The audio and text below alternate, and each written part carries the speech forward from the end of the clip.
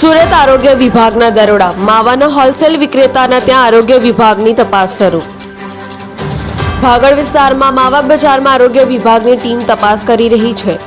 અલગ અલગ માવાના સેમ્પલો લેવામાં આવ્યા। માવાના સેમ્પલ લઈ લેબોરેટરીની અંદર મોકલવામાં આવશે। પૃથ્થકરણની અંદર રિપોર્ટ નેગેટિવ દેખાશે તો જે તે વિક્રેતાને સામે આરોગ્ય વિભાગ દ્વારા કાર્યવાહી કરવામાં આવશે। આવનારા દિવસોની અંદર તહેવારોને ધ્યાનમાં રાખીને આરોગ્ય વિભાગ હરકતમાં।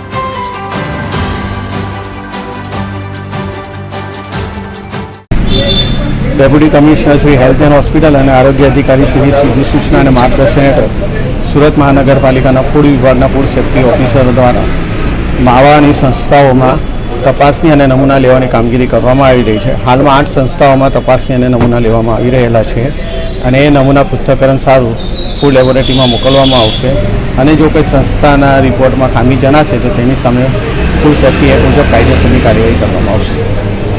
પ્રશાંત પટેલ, AB48 ન્યૂઝ, બારડોલી।